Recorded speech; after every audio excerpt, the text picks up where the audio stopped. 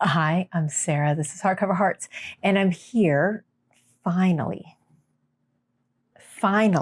for my best of 2023 video.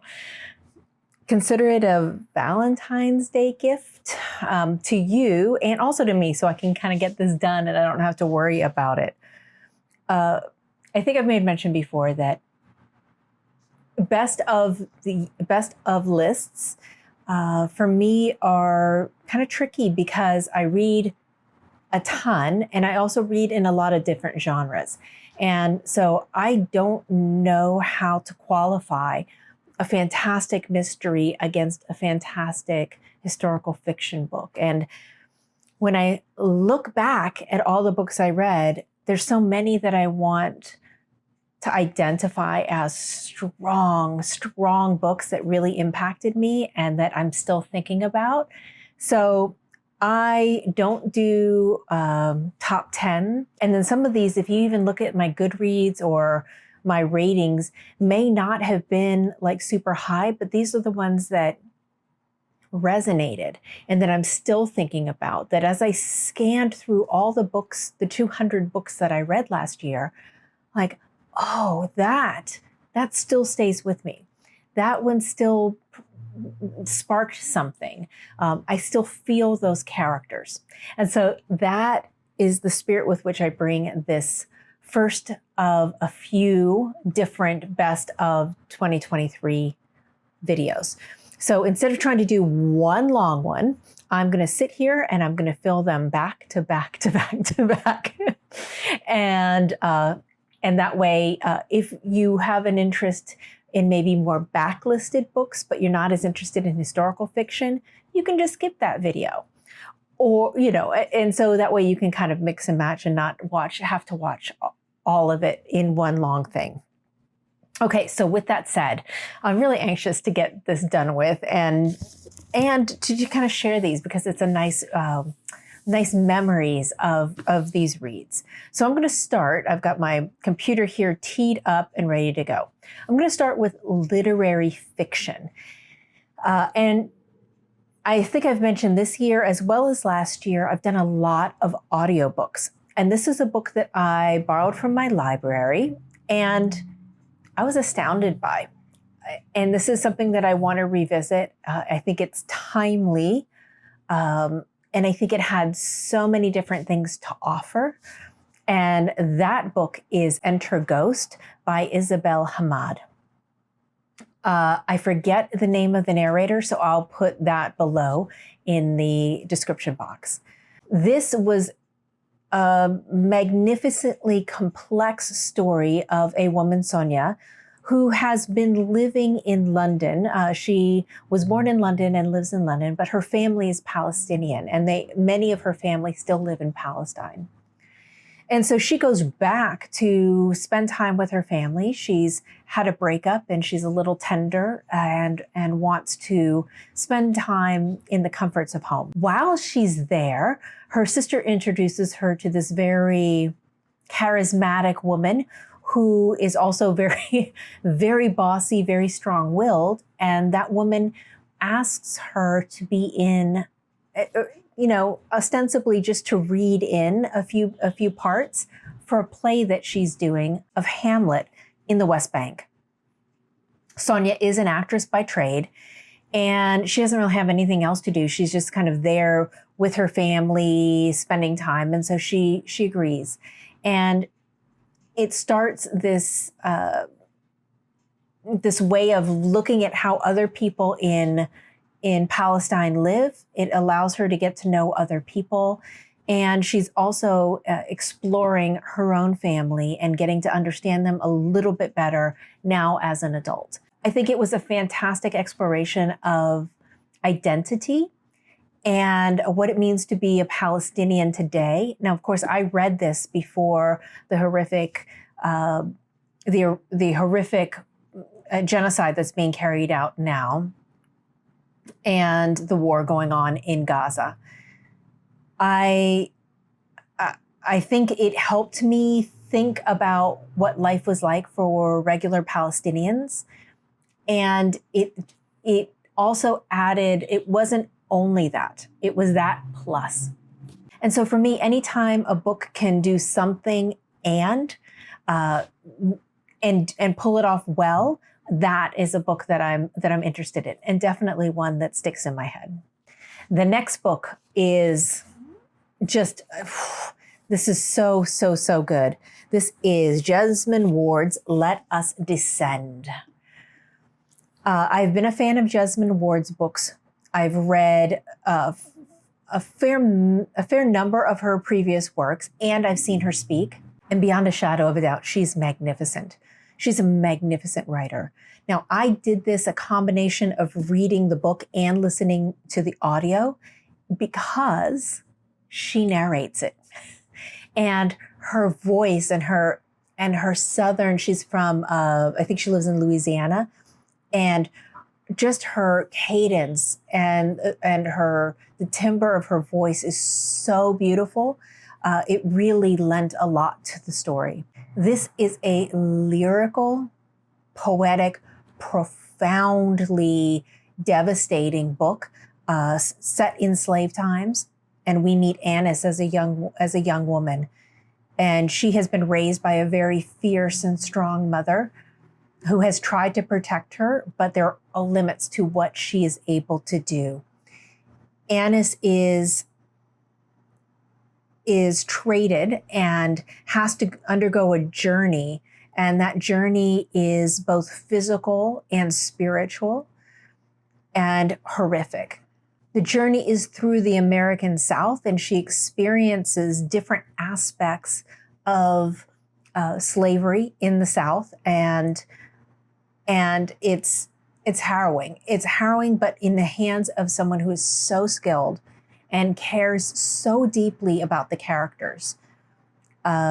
It's incredible writing, an incredible book. I absolutely fell in love with this character. My next book is something that I bought in London. I think I got it. I got it in London last time I was there, and I discovered just pulled me in. This is My Phantoms by Gwendoline Riley.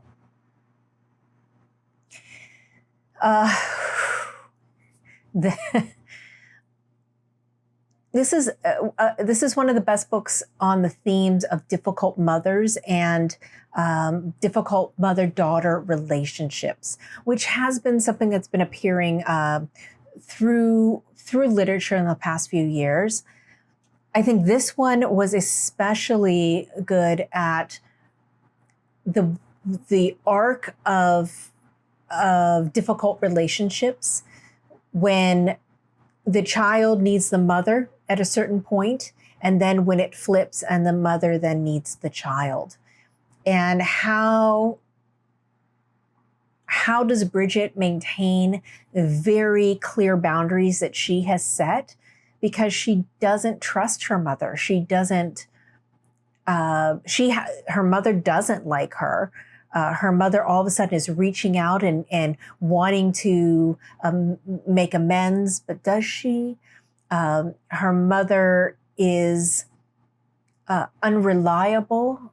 Her mother has very strange sense of perception of the world, of her place in the world, of Bridget and Bridget's life. So you feel all of this intensity as Bridget is being asked to be present for her mother as her mother is entering her dying days, despite the pain and the humiliation and abuse and disregard that she suffered for her entire life. And how does Bridget reconcile herself as a good person with how she meets this challenge? It was so good. Not a very big book, kind of thin, but packs a huge punch. This next one does not pack a punch, but it was so funny. It was so good. And I don't tend to like comic books, but there are two of them on my list this year.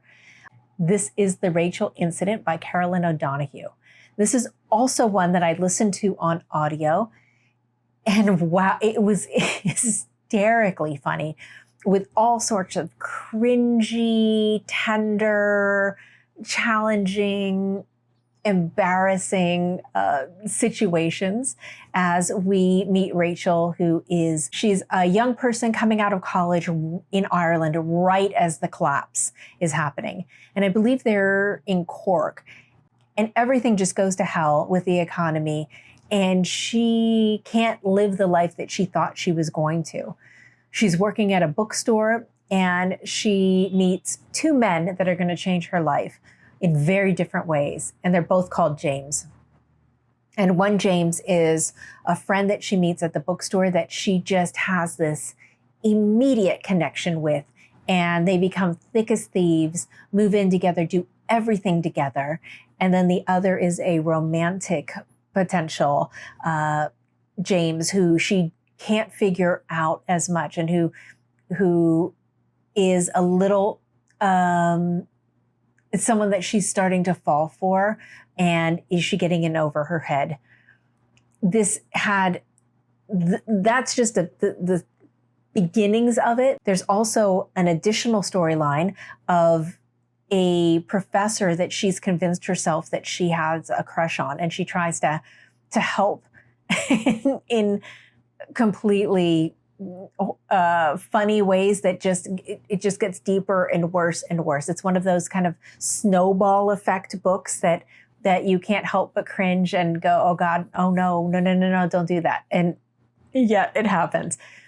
This book was so good, made me laugh so much. I thought it was warm, funny, not too light. You know, there's enough depth there that I adored it. I absolutely adored it. On a completely different note, you might call this a summer thriller, throwaway kind of book, just something to read and at the beach and then toss while you're on vacation. But for me, I cannot stop thinking about this ending, and I can't stop thinking about this character. This is The Guest by Emma Cline. This is the story of Alex. Alex is very young, very beautiful, knows it, and she's a hustler. She is a manipulator. She's a con artist, and she is in way over her head. But she's always been able to get herself out of things. But this may be the one time where she can't. She has done something, and at the beginning of the story, we don't know what that is, but she has a drug dealer named Dominic who is after her. He is trying to hunt her down and find her, and she's scared. So she has met a man and allowed him to take her to the wealthy enclave in Long Island. And she gets to play girlfriend and to this very, very wealthy man and all of his friends. And Alex is someone who she thinks it and she knows she shouldn't, but her impulse control is really bad, really bad. And she does something that makes her persona non grata with this boyfriend. And she spends the rest of the book trying to get back into the good graces and get back into his home and into his protective enclave as Dominic seems to be getting closer and closer to her. It was so page turnery. I could not stop reading it. Her character was vile, and I couldn't stop reading and finding out what she was going to do next. And I do love a hustler story, and especially a girl and a woman who's kind of sticking it to others. So this was quite a satisfying read for me, and I loved the ending. Can't tell you too much about it. It's just one of those endings that make you stop dead in your tracks and say, wait, what? So yeah, that was good. And then the last one on this list, this one was a complete surprise. I didn't expect to find this one as amusing as I did. This is Big Swiss by Jen Beagin. This was unhinged, just completely unhinged. So we have Greta, and Greta is kind of a mess. I mean, not even kind of, she's straight up a mess. She's in her 40s, and she is living with a friend in this dilapidated home in upstate New York. And she's just unmoored, completely unmoored. She is working as a transcriptionist for the local self-important and hilariously inappropriate psychiatrist, therapist, and transcribing his sessions. She gets completely swept up in the story of this one woman's sessions. And the woman's name is, she calls her Big Swiss because she doesn't know her name, but she knows her voice. And so she starts to like get really invested in this woman's therapy sessions. She becomes like completely invested, and at one point actually meets this woman, and she feels so connected to her because she knows everything about her. she starts to form this attachment and starts to get involved and becoming friends in something more with Big Swiss. This had disastrous, hilarious consequences. It was this huge romp. It was completely lusty comedy. I laughed so hard. I thought this was complete fun. So the fact that I have 2 books on here that made me laugh is so strange. I would never have predicted it. But I don't know if I just needed a good laugh or if these just hit the spot at the moment, but I really enjoyed all of these books. And I would love to know if you've read any of these and what your thoughts were. Stay tuned and you will find my next video, and that will be talking about backlisted bests of 2023. Thank you so much, and we'll talk to you soon. Bye.